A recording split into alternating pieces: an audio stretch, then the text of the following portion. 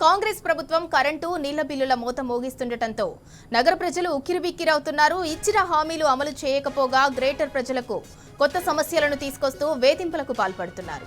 కేసీఆర్ హయాంలో జలమండలి ద్వారా 20,000 లీటర్ల దాకా ఉచితంగా మంచినీరు సరఫరా చేశారు. 20,000 లీటర్లు దాటాక నామమాత్రపు బిల్లులతో బస్తీలు, కాలనీల ప్రజలకు ఎలాంటి ఇబ్బందులు లేకుండా చూశారు. కానీ కాంగ్రెస్ అధికారంలోకి వచ్చిన 2 ఏళ్లలో వేలాదిగా నల్లా బిల్లులు వేస్తూ ప్రజలపై భారం మోపుతున్నారు. పరిమితికి మించి బిల్లుల పేరిట రసీదులు ఇస్తూ దినసరి కూలీలు, వేతన జీవుల నడ్డి విరుస్తున్నారు. నల్లా బిల్లుల పేరిట మోసం చేస్తున్న కాంగ్రెస్ కు జూబ్లీహిల్స్ ఉప ఎన్నికలో ఓట్లతో బుద్ధి చెబుతామని నగర ప్రజలు ప్రచారానికి వెళ్లిన కాంగ్రెస్ నాయకులకు బాహాటంగానే చెబుతున్నారు. కాంగ్రెస్ ను గెలిపించినందుకు మంచినీరు, కరెంటు బిల్లులు సహా అనేక రకాల భారాలు మోపుతున్నారని ఆగ్రహం వ్యక్తం చేస్తున్నారు. జూబ్లీహిల్స్ ఉప ఎన్నికలో కాంగ్రెస్ ను మరోసారి ఓడగొట్టి రిటర్న్ గిఫ్ట్ ఇస్తామని తేల్చి చెబుతున్నారు.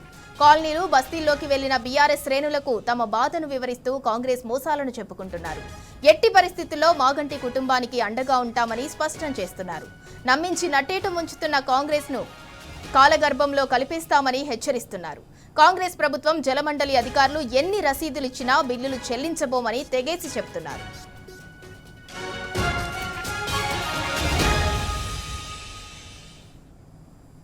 ఇక ఇదే అంశానికి సంబంధించి మరింత సమాచారం మా ప్రతినిధి కిరణ్ అందిస్తారు. కిరణ్, కాంగ్రెస్ ప్రభుత్వం కరెంటు, నీళ్ల బిల్లుల మోత మోగిస్తుండటంతో అయితే నగర ప్రజలు ఉక్కిరిబిక్కిరవుతున్నారు. ఖచ్చితంగా జూబ్లీహిల్స్ ఉప ఎన్నికల్లో అయితే కాంగ్రెస్ ప్రభుత్వానికి మేము రిటర్న్ గిఫ్ట్ ఇస్తామని చెప్పి స్ట్రాంగ్ వార్నింగ్ కూడా ఇస్తున్నారు. దానికి సంబంధించి పూర్తి డీటెయిల్స్ ఏంటి? ఇందులో నగర ప్రజలకు కాంగ్రెస్ ప్రభుత్వం వచ్చినప్పటి నుంచి పూర్తిగా షాక్ల మీద షాక్లు ఇస్తుంది. జూబ్లీహిల్స్ ఉప ఎన్నికలు రావడంతో ఏ విధంగా నేను గెలవాలనే లక్ష్యంతో ముందుకు వెళ్తుంది. కానీ అన్ని సర్వేలు కూడా బీఆర్ఎస్ కే సపోర్ట్ చేస్తుండడం, అన్ని సర్వేలు కూడా బీఆర్ఎస్ కే పూర్తిగా అనుకూలంగా ఉండటంతో ఏం చేయాలో దిక్కుచే స్థితిలో ఉన్నటువంటి కాంగ్రెస్ పార్టీ ప్రస్తుతం ఉన్నటువంటి ఏదైతే నగరంలో కరెంటు బిల్లులు కావచ్చు, నల్లా బిల్లులు కావచ్చు, అంతేకాకుండా ప్రాపర్టీ ట్యాక్స్ లకు సంబంధించినటువంటి ట్యాక్స్ లను కూడా పూర్తి స్థాయిలో పెంచేందుకు రంగం సిద్ధం చేసినట్టుగా తెలుస్తుంది. ఇప్పటికీ కరెంటు ఛార్జీలు కూడా మోత మోగిస్తా ఉన్నాయి.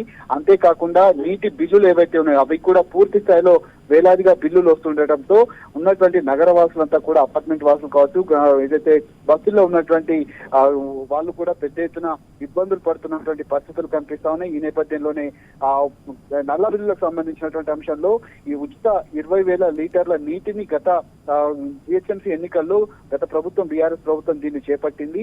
ఎక్కడ కూడా మంచినీటి సంబంధించినటువంటి నీటి గోసలు కనపడకూడదు, ఖచ్చితంగా పేదవారికి మంచినీళ్ళు అందించాలనేటువంటి లక్ష్యంతో జిల్లాల వ్యాప్తంగా మిషన్ భగీరథ తీసుకొచ్చింది. హైదరాబాద్ లో మాత్రం 20,000 లీటర్ల నీటిని, మంచినీటిని అందించే లక్ష్యంగా దీన్ని చేపట్టారు. పూర్తి స్థాయిలో అది సమర్థవంతంగా అమలవుతున్నప్పటికీ కూడా లక్ష్య సాధింపు ధోరణిలో ఇటు రాష్ట్ర ప్రభుత్వం, ఇటు నగర వాసులు, హైదరాబాద్ వాసులకు చూపించినటువంటి చుక్కలు ఇప్పుడు పెద్ద ఎత్తున దుమారం వ్యక్తా ఉన్నాయి. ఈ నేపథ్యంలోనే పూర్తి స్థాయిలో కరెంటు బిల్లులు పెంచడం కావచ్చు, ప్రాపర్టీ ట్యాక్సులు కూడా దాదాపు 4 లక్షల నుంచి 5 లక్షల మందికి ప్రాపర్టీ ట్యాక్సులు వసూలు చేసే లక్ష్యంగా కాంగ్రెస్ ప్రభుత్వం కుట్రలు చేస్తోంది.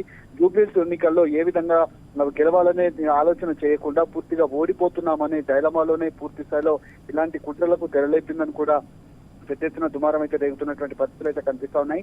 అటు నీటి బిల్లులు పెద్ద మొత్తంలో పెరిగిపోతా ఉన్నాయి, మరోవైపు ప్రాపర్టీ ట్యాక్సులు పెరిగిపోతా ఉన్నాయి. అంతేకాకుండా వాహనదారులకు సంబంధించి కూడా ఎక్కడికక్కడ పార్కింగ్ చేసినటువంటి వాహనాలకు కూడా చలాన్లు వేసి పెద్ద ఎత్తున వాహనదారులకు కూడా ఇబ్బందులు పెడుతుంది. హైడ్రా పేరుతో హైడ్రామా సృష్టించి పేదల ఇండ్లను కూల్చినటువంటి రేవంత్ రెడ్డి ప్రభుత్వం ప్రస్తుతం ఉన్నటువంటి సిచ్యువేషన్ లో ఈ కుట్రలకు తెరలేపింది. ప్రస్తుతానికైతే ప్రాపర్టీ ట్యాక్సులు, నీటి బిల్లులతో పాటు కరెంటు బిల్లులు కూడా పెంచినటువంటి పరిస్థితులు అయితే మనకు కనిపిస్తా ఉన్నాయి. ఖచ్చితంగా ఎన్నికల తర్వాత మరిన్ని ట్యాక్సులు కూడా పెంచేటువంటి అవకాశాలు ఉన్నట్టుగా మనకైతే నిఘా వర్గాల నుంచి వస్తున్నటువంటి సమాచారం.